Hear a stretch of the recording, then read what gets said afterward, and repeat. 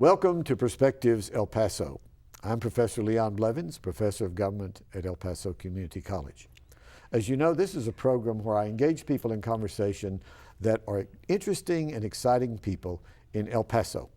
And I have one of these today, Elvia Hernandez, who I've known for maybe 25 years at least. Elvia knows me as Uncle Sam more than anybody else. And I love it, well, yes. Thank you very much. Good to have you on the program. Thank you, Dr. Blevins, for having me. And Elvia, you've been on City Council. Yes, I was in City Council for 4 years, which is 2 terms, in the late 80s and up to 2000. And then you've worked with LULAC for many years. 30 years member of LULAC, yes, a very wonderful organization. And currently you hold a position with LULAC, right? I am. The last 4 years, Dr. Blevins, I've been the district director in District 4, which encompasses all of El Paso. And presently, I work with LULAC Project Amistad as their marketing person, and I do their special events. You are a spark plug in this community.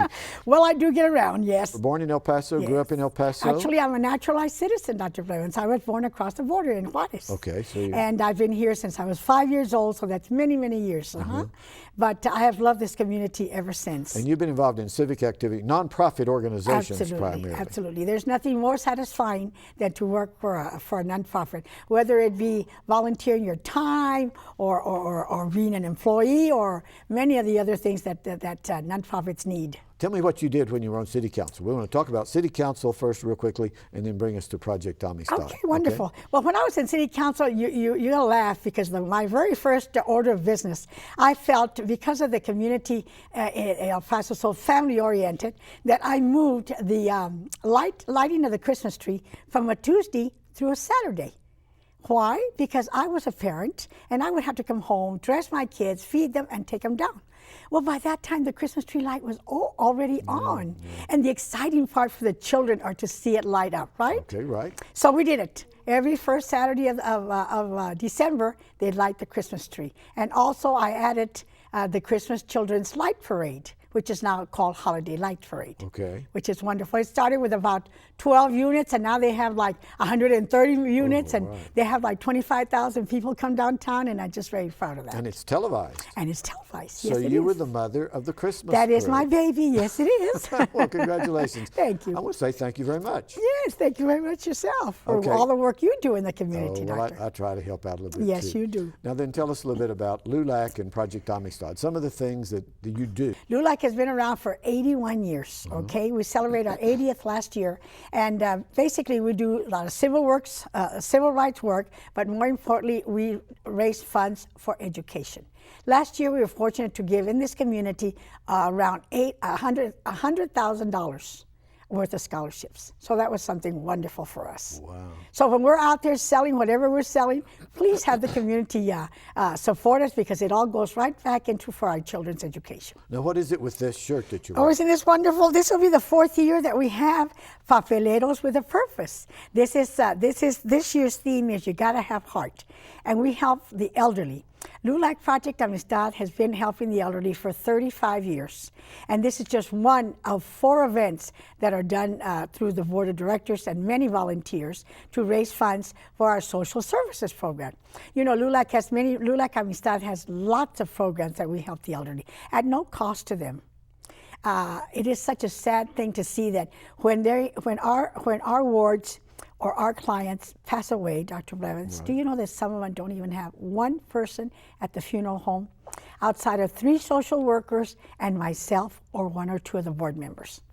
I have never been so shocked when I saw it. Oh my God, I wanted to die. My heart was breaking. So I said, where are the children? Where are the relatives? You know, it's just, I don't understand it. So Project Amistad takes care of those things and these fundraisers that we have throughout the year, which is the Lucy G. Acosta Humanitarian Awards, which is April 30th this year. We honor 3 to 4 very worthy El Pasoans that have done so much in the community. And then our golf tournament in October, and then we do our Amistad Walk in September. But in February, on Valentine's Day, we did the Gotta Have Heart Papeleros with a Purpose. We have over 50 celebrity papeleros and 200 volunteers standing on 38 intersections selling the newspaper. and asking for donations to help the elderly. Isn't that Well, wonderful? Yeah, here we are in 2010, and so much is happening, and so many Yes, things that yes. so those are some. You have a transportation program. I've seen your The medical transportation program. Amistad vans. And Yes, so. that started with LULAC members volunteering their time and their own vehicles to transport the seniors to their appointments. Now we have a fleet of 55 vans and buses that do the same thing. Plus, we work now in partnership with Volar, which we help the handicapped and the persons with disabilities, and we also persons that need our services. We have a freedom program which picks them up and takes them to many different places that they need, because otherwise they'd be staying at home and they would just be bored and depressed. Right. We have a wonderful one that takes them to and from their jobs. Can you imagine? Free services. They pick you up at your doorstep, take you right back. Can't beat a deal like that. Oh, no, at no charge. And then the staff at Project Amistad, they're so caring and so compassionate. You know, we're very fortunate to have that organization. You need to give a telephone number. Yes, definitely. Okay. It's 532-3415. That will reach LULAC Project Amistad. That's a lifeline for some people. That isn't is it? a lifeline, absolutely. Okay. Now tell me about a guardianship program. I've had Yvonne Rodriguez, a judge, on about guardianships. Yes. Doesn't we your group work very close that? with Judge Rodriguez and Judge Gamboa, and they give us their clients. We call them our wards, and we are their parents in our guardianship program. We take care of paying their bills, their groceries, their rent. We place them someplace very, very safe and comfortable for them to live in. You saw in the program, in our brochure, Dr. Blevins, the way we see our clients.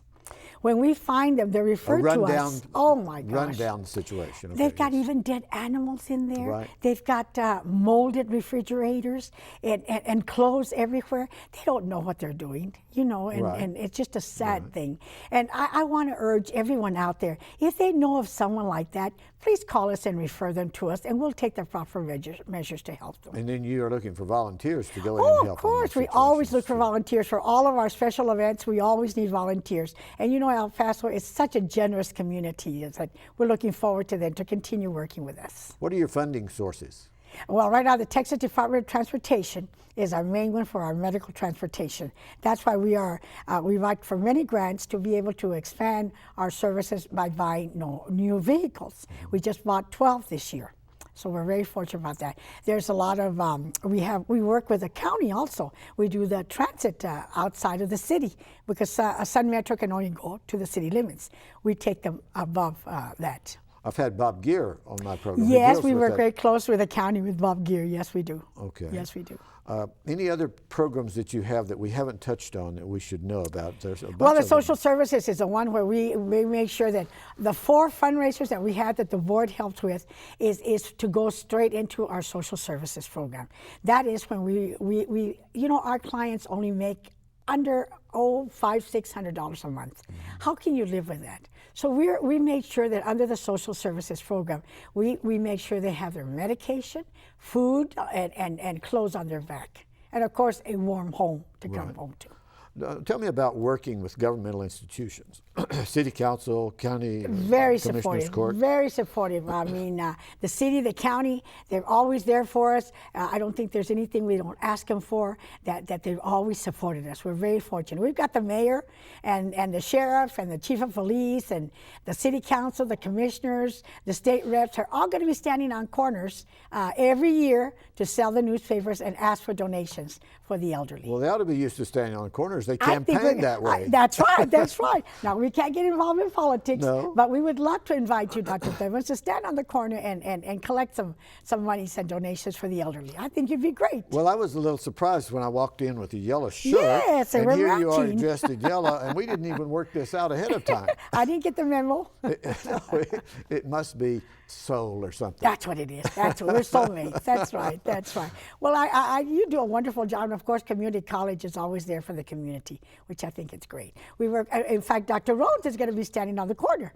This will be the 4th year that he stands on the corner for us, selling newspapers. And that's on Valentine's Day? Valentine's Day the 14th from 8 o'clock until noon. And we like this theme, so I think we're going to do it every year on Valentine's Day. Oh, that's sweet. Whether it falls on the 14th or not. Oh, exactly, exactly. Well, tell me then about, okay, church situations.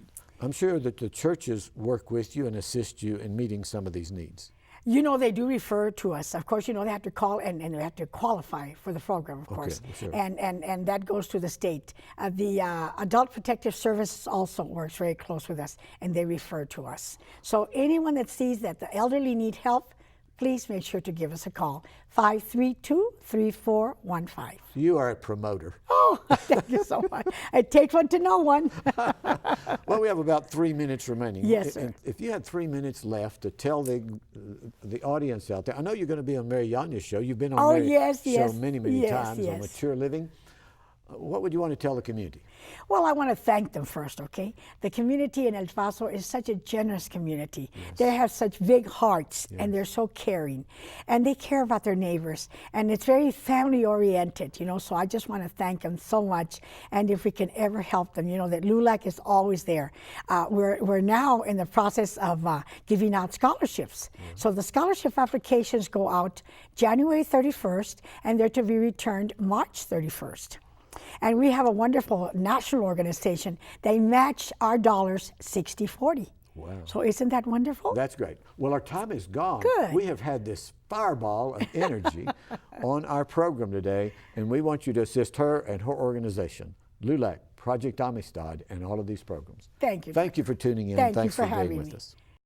This is a real night of celebration. We are opening our culinary arts restaurant, and you'll get to have a tour of that cooking area, the restaurant and everything. And you'll notice that the name of the restaurant is 1309. Now, I could tell you what that stands for, but I won't, because actually I don't know. I will have that on the menu so you can read it. That's like my little teaser to get you to come back and to enjoy the restaurant in the spring, and then you can read the story about the name 1309 and why the students put that name up there. And we hope that you enjoy what the students have prepared for you tonight. Thank you all so much very much for coming out. Thank you.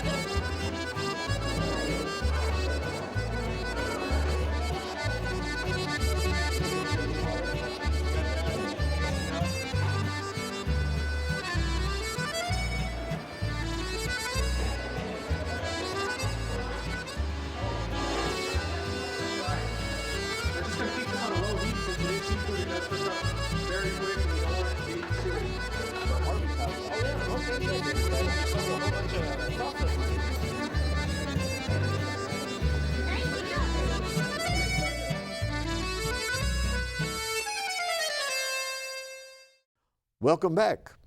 You've already seen one segment of this particular program, and now we have another segment. We're still going to be talking about LULAC.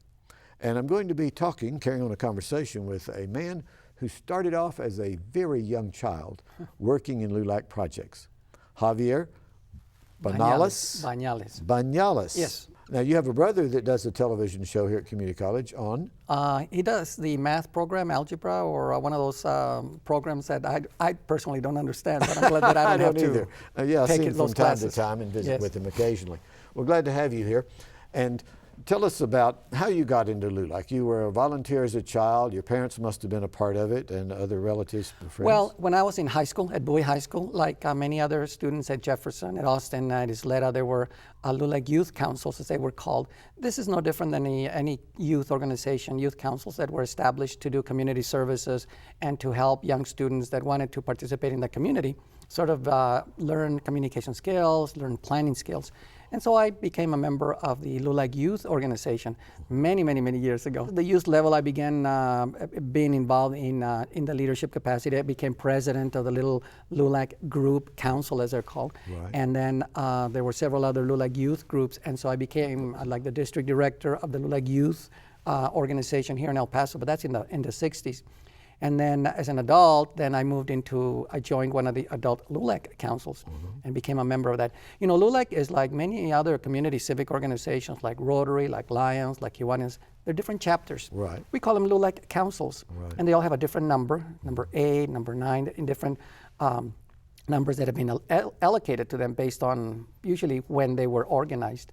And so historically, there's been many, many LULAC councils, but just like many other organizations, they start and then maybe 10 or 15 years later, the membership sort of fades away. Right. Another LULAC council is started someplace else. Okay. And so I've been in the organization for probably about 30, 35 years. Now, I've had Belen Robles on my show, who Yes. was national president Yes. of LULAC at one time. Yes, actually, El Paso is very fortunate that LULAC was established in 1929, and since 1929, 6 El Pasoans have been national presidents of the LULAC organization. So that's, Right. I don't know that there's any other city that has produced 6 national presidents of the organization. Today, I am the Chief Executive Officer of LULAC Project Amistad.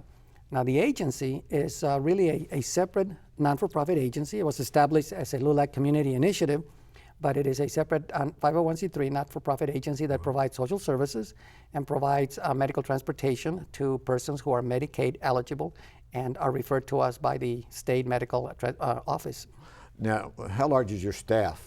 We have a little over 100 staff members in our agency. This last year, our budget was about $6.7 million. And all that money comes in through contracts that we have with the state, with the Texas Department of Transportation, with the Department of Aging and Disability Services. And all that money comes in, and of course, we use it to hire staff, to buy buses, to pay the rent, to pay for fuel. Right. And so it goes back into the community. So we feel that we are an infusion of resources into the El Paso community because most of that money comes from the state, from Austin, and it comes to El Paso, and then it's used within the economy of El Paso. Which project have you found most exciting to work with, maybe? Well, actually, I would say that they're all exciting because they all meet a unique need within our community. The medical transportation program provides medical transportation to persons who don't have the ability to go to the doctor, to dialysis. Right. You know, 75% of the people that we transport are to dialysis. And Is that right? We transport about 300 persons a day. We transport them on Saturdays. We transport them actually 362 days a year because there's only 3 days that the transportation program does not operate.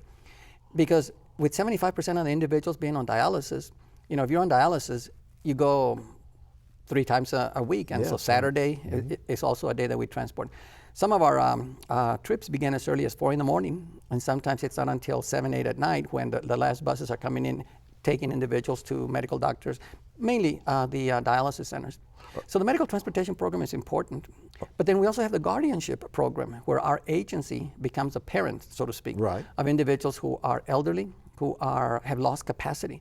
They've gone through a court hearing, either with probate court number 1, that's Judge Ivan Rodriguez, Right. or with probate court number 2, Judge Eduardo Gamboa.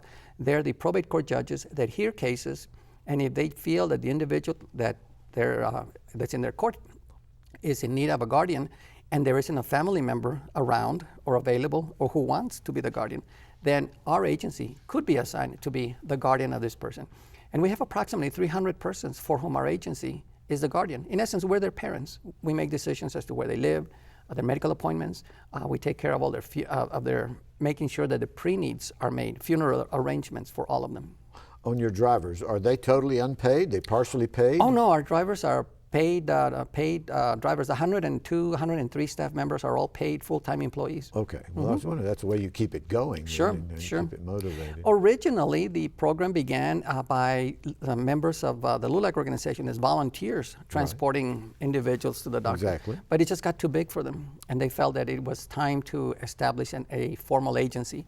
Funds were raised, grants were written, contracts were awarded, and so today it's a fully functioning non-for-profit agency. It's one of the larger ones actually here in El Paso. A lot of people don't realize that. With its $6.7 million budget, it's among the, I would say, in the top 7 or 8 agencies here in El Paso. Now, Elvia gave us a telephone number. Is that the same number that you would give out for your operation? The transportation number is 532-3415, and then persons can call that number and get information about the transportation program or be referred to one of the other departments there if they have questions regarding the guardianship program. Or another program that we do is called the money management program. This is a program whereby we get referrals from Social Security for individuals who are living only on Social Security, but they don't have the capacity to manage their dollars, or maybe somebody in the family is exploiting them and misusing their dollars. And so Social Security feels that an agency is better apt to manage the funds of this individual. And so they may refer the person to us, and then we become their money managers. This, by the way, has to be done with the consent of the individual. Right. You know, we don't just do it. So the once that consent is given, then we make arrangements with the banks to bring their Social Security funds into their account, and it goes into an account, but we oversee the account so that we make sure that their bills are paid on time, that their utilities are paid on time, that they have food based on the money that's available to them. Now, if you find that someone is being abused, you refer those situations to law enforcement. Law enforcement, as well as primarily the Department of Family and Protective Services, also called as Adult Protective Services. Yeah. And this is a state agency, and they do an investigation, and then they can pursue that legal action. One of the dreams that we have within our agency is to establish an adult daycare facility. Perhaps as a satellite or as a part of LULAC Project Amistad. And this would be a facility where we would be able to provide daycare services for some of the elderly persons that we transport. Because we feel that we have the capacity, and certainly we have the history in El Paso of providing those services, providing services to elderly and persons with disabilities. And so that would be something that we think is something that we're looking at and hope to be able to establish in the near future. One location or several locations? Well, to start off one location, probably to start in one centralized location. The fact that we have a transportation program makes it a lot easier for us to transport them. Right. Because transportation is one of the critical needs for our elderly population.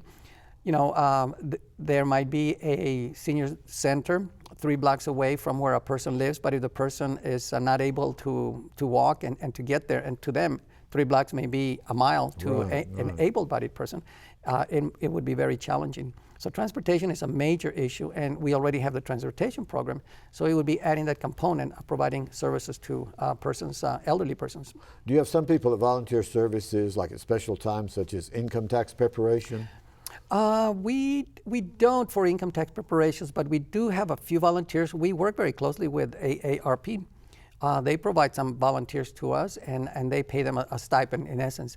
But we've had some volunteers through AARP. Okay. They come in and they help us with filing, they help us with the phone, they help us do other projects there in the office. So that helps a lot, because there's always a need for additional support, especially in a large organization like ours. You know, the funds that we raise through the humanitarian awards, which we have in April, through the Papeleros with a Purpose, when our volunteers go out and sell newspapers, and we have a golf tournament and also a walk around Azcárate Park. The revenue that we generate from those projects is used primarily for the Client Health and Welfare Fund, and that takes care of meeting those needs of the elderly and persons with disability that we serve, who are just short of being able to care for themselves.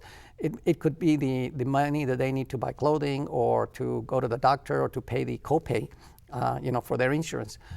We've done some things like pay for the dental appointment that somebody had, and again, food during the holidays.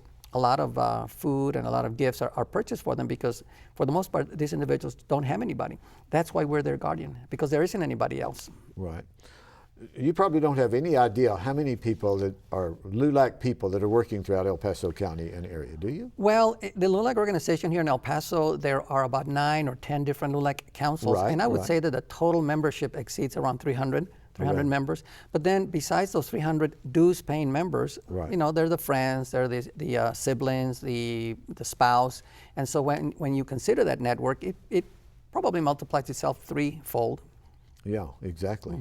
And serving a need in El Paso that's a void there for many, Sure. many people. Well, and the LULAC members, they have projects to raise funds primarily for scholarships. Last year, I believe the local El Paso area distributed well over $60,000, $70,000 in scholarships to young students. Right. Many of them going to community college, many to UTEP, but some going outside the city of El Paso, because it's important for students not only to get their education here, but some of them to go out of El Paso so that they can bring that learning and talent back to our community. Do you get some success stories, people that drop by and say, Oh. let me tell you what happened to me because of what LULAC did for me? Definitely. In fact, about several months ago, I was at a Rotary Club meeting, and there was a student sitting, well, I shouldn't say a student, a woman about 30s, and we started talking, and she worked for the city of El Paso. She graduated from one of those big universities back east. Okay. And as we started talking, I found out that she had gone to Bowie High School, which is the school I went to, and so that's why we sort of started talking about it. And I asked her, wow, you know, you went to whatever school that was back east. Right. And I said, it must have been very expensive. And she said, it really was. But you know, I got a small little LULAC scholarship about in her first year, and that opened the door, that whet her appetite to see the importance of an education. And here she is back in El Paso. She's working for the city of El Paso in the area of economic development. And I just thought that was so nice because here she is coming back to El Paso and having gotten that first push through that small little LULAC scholarship that she got about 25, 30 years ago. Well, we're always looking, of course, for financial support. The revenue that we generate from the community through those events or through unsolicited dollars that sometimes we receive.